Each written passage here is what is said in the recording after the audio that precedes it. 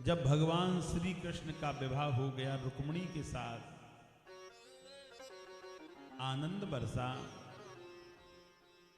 रुक्मिणी के विवाह के बाद में खूब आनंद, द्वारकापुरी में रहने लगे। और जब द्वारकापुरी में रहने लगे, समय व्यतीत होता गया। ध्यान से सुनना, बड़ा अच्छा लगेगा।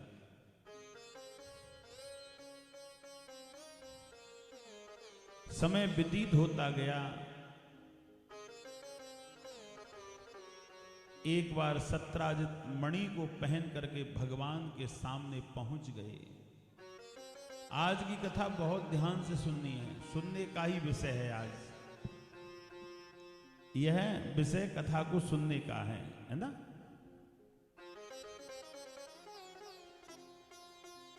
कंठ में मणि को पहन करके सत्राजित जब घूमने लगे तो भगवान ने सत्राजित से कहा, भैया सत्राजित के हाँ, यह मणि तो बहुत सुंदर है कि हाँ,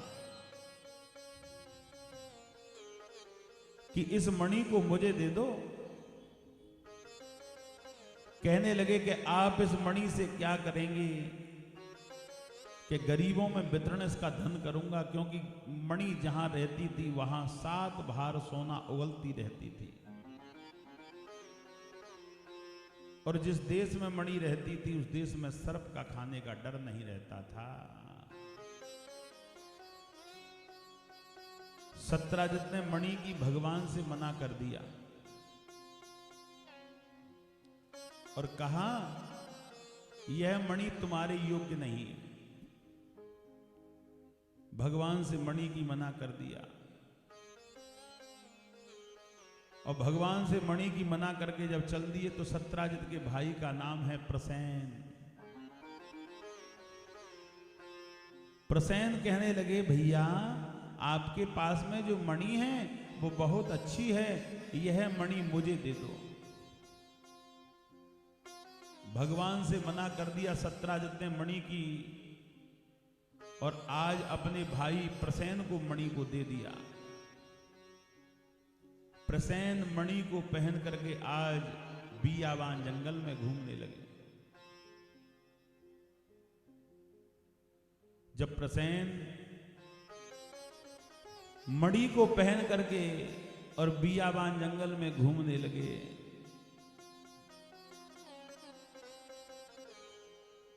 एक सिंह आया और सिंह ने प्रसेन को मार दिया और मणि को छुड़ा लिया। सिंह माने शेर, मणि को छुड़ा ले गए। कुछ समय बाद उनके भाई प्रसेन को मरे हुए देख सत्राजित को पता पड़ी, और सत्राजित से किसी ने कहा कि तुम्हारे भाई तो किसी ने मार दिए।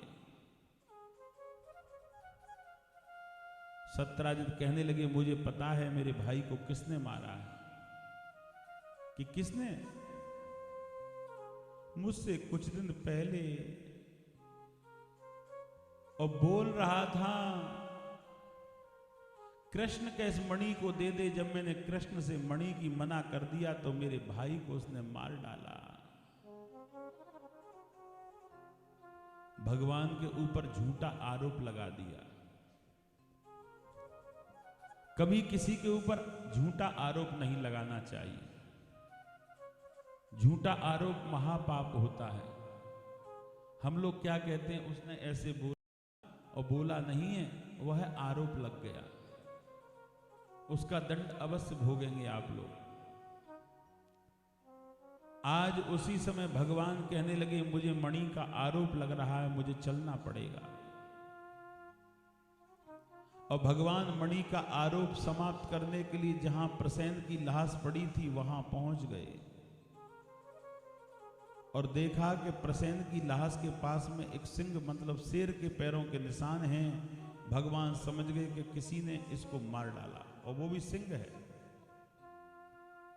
सिंह के जहां जहां पैरों के निशान जा रहे थे, भगवान उनके पीछे पीछे चल रहे हैं। आगे पहुंचे तो क्या देखा कि वहां सिंह भी मरा हुआ पड़ा है, और सिंह के लाश के पास में भालू के पैर के निशान हैं। भगवान समझ गए कि किसी भालू ने सिंह को मार डाला। और भालू तो गुफाओं में रहता है, और गुफा में देखने लगे चारों तरफ, तो एक गुफा में देखा जोर से उजाला आया, समझ गए कि इसी में और मणि है। अंदर प्रवेश किया, मणि को जिस समय उठाया उसी समय जामवंत ने हाथ पकड़ लिया भगवान का कि तू कौन है, इस मणि को कहां ले जा रहा है। कहने लगे देखो भैया, इस मणि की वजह से बहुत बड़ा आरोप लग रहा है, मैं आरोपी बन रहा हूं। आरोप सिद्ध करने के लिए इस मणि को मुझे ले जाना होगा। जामवंत कहने लगा ले तो जाओगे, लेकिन तुम्हें पहले हमसे युद्ध करना पड़ेगा, और युद्ध में जिसकी जीत होगी मणि उसी की हो जाएगी। कि ठीक है। भगवान कृष्ण से युद्ध करने के लिए तैयार हो गए, लेकिन भगवान को कौन जीत सकता है। ताकू मारे साइया,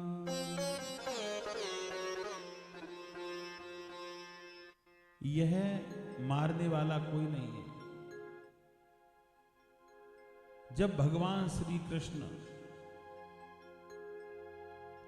और कहने लगे कि पहले हमसे युद्ध करना पड़ेगा, जाको राखे साइया मार सके ना कोई, बाल नबा का कर सके जो जग बैरी हो। जिसको भगवान की शरण मिल गई, जिसको भगवान के चरण कमल मिल गए, वो उसको मारने वाला कौन है। लेकिन युद्ध किया तो युद्ध में जामवंत की हार हुई, भगवान की जीत, तो जामवंत रो गए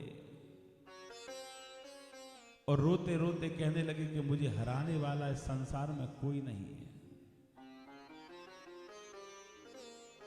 मुझे कोई नहीं हरा सकता। लेकिन आप विशेष कौन हैं। भगवान कहने लगे मुझे पहचानो। भगवान को पहचाना, चरणों में गिर पड़े। अब प्रभु कृपा करो ये ही भांति, अब प्रभु कृपा करो ये ही भांति, अब प्रभु कृपा, अब प्रभु कृपा करो यही भांति, अब प्रभु कृपा करो ये ही भांति, अब प्रभु कृपा करो यही भांति, सब तज भजन करऊं दिन राति। अब प्रभु कृपा करो यही भांति, सब तज भजन करो दिन राति। अब प्रभु कृपा करो यही भांति, अब प्रभु कृपा करो यही भांति दे दे।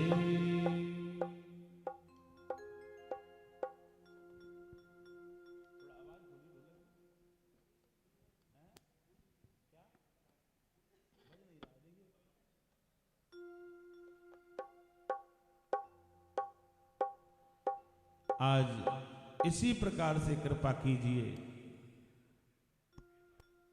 आज समय चलता रहा, भगवान को पहचान लिया, चरणों में गिर पड़ी, ये मेरे राम हैं कृष्ण अवतार में। रोते रोते कहने लगे कि भागवत में लिखा है, ध्यान से सुनना। भागवत में क्या लिखा है, गुरु के यहां खाली हाथ नहीं जाना चाहिए। बहन, बेटी, भांजी, अपनी कन्या के यहां खाली हाथ नहीं जाना चाहिए। सत्संग मंदिर में खाली हाथ नहीं जाना चाहिए। भगवान के धाम में खाली हाथ नहीं जाना चाहिए। जामवंत कहने लगे, आज भगवान मिले हैं, मुझे क्या देना चाहिए? मेरे पास में तो कुछ नहीं है। रो रहे हैं, क्या दूं? और वेद कहता है कि भगवान को कभी भी मिले खाली हाथ नहीं, लेकिन मेरे पास में देने के लिए कुछ नहीं है। हां, एक चीज है, वह है मेरी बेटी सत्या।